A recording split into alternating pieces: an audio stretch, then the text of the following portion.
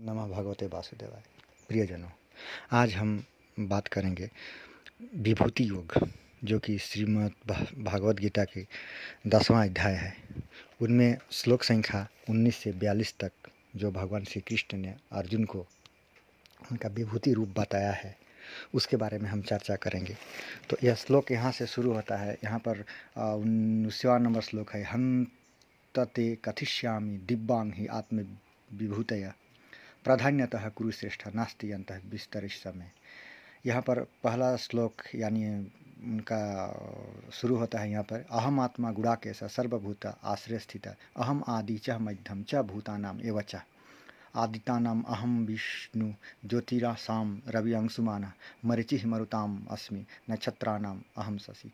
यहाँ से 19 नंबर श्लोक से शुरू होकर यहाँ पर श्लोक जब आता है, यहाँ पर यानी उनका जब जिनका जो श्री कृष्ण का जो विभूति है, वो विभूति रूप उनके दिखाने के लिए, बताने के लिए जिन वस्तुओं में और यानी जिन चीज़ों में वो सर्वश्रेष्ठ हैं, उनको बताने के लिए जो यहाँ पर नाम लिया हुआ है उन्होंने, वहाँ पर इसके बारे में हम उसी नाम के बारे में चर्चा करेंगे। यूँ तो हम जानते हैं वासुदेव सर्वम, यानी भगवान सब रूप में है, लेकिन श्री कृष्ण यहाँ पर अर्जुन को मोह दूर करने के लिए जो जिन विषयों से उनके विषयों से मन हटाने के लिए जिन वस्तु में स्थित बड़े वस्तु में स्थित होने के लिए उन्हें दिखाया है यानी बताया है, उसके बारे में हम बात करेंगे।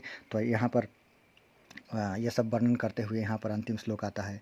अथवा बहुना एतेन किम ज्ञातेन तव अर्जुन विष्टेभ्य अहम इदम कितस्तम एक अंशेन स्थित जगत।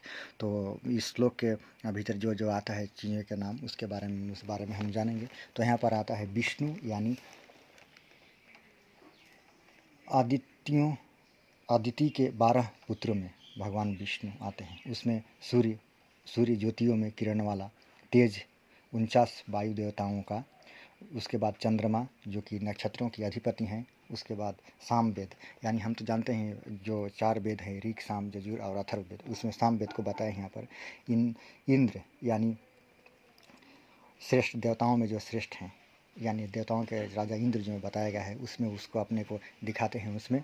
और मन, इंद्रियों में मन को, चेतना जीवनी चेतना यानी जीवनी शक्ति, और शंकर यानी हम भगवान यहाँ पर शंकर को बताया गया है, क्योंकि हम जानते हैं कि देवताओं के देव भगवान महादेव को बताया गया है। तो उसमें अपने वो यहाँ पर कह रहे हैं कि मैं देवताओं में शंकर हूँ। उसके बाद कुबेर यानी धन का स्वामी में कुबेर, अग्नि 8 वसुओं में अग्नि, सुमेरु शिखर वाले पर्वतों में, यानी जब समस्त पर्वतों में जो उच्च शिखर वाला सुमेरु पर्वत है उसको उसमें बताते हैं। उसके बाद बृहस्पति यानी पुरोहितों में मुखिया, सेनापतियों में स्कंद, जलाशयों में समुद्र, महर्षियों में भृगु, शब्दों में एक अक्षर ओमकार यानी ओम, सर्व प्रकार यज्ञों में उपयज्ञ,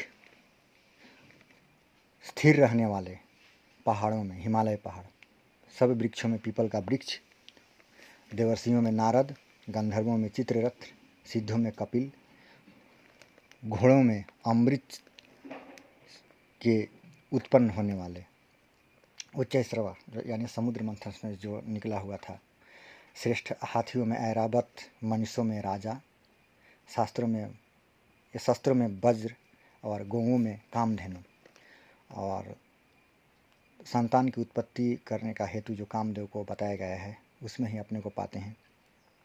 उसके बाद सर्प राज वासुकी, नागों में शेषनाग, जलचरों का अधिपति वरुण, पितरों में श्रेष्ठ आर्यमा, शासन करने वाले में यमराज, दैत्यों में प्रहलाद यानी दैत्य कुल में जो प्रहलाद का जन्म हुआ था, गणना करने वाले में समय यानी समय में जहाँ पर समय पल मिनट पल होता है, उसको गणना करने वाला में जो समय होता है उसमें वो कह रहे हैं कि मैं समय हूँ। पशुओं में मृगराज, पक्षियों में गरुड़, पवित्र करने वाला में वायु, शस्त्रधारियों में राम श्री राम यानी श्री राम का अवतार जो हुआ था त्रेता युग में, मछलियों में मगर, और नदियों में भागीरथी गंगा जी, सृष्टि का आदि तथा अंत और मध्य भगवान श्री कृष्ण ही हैं।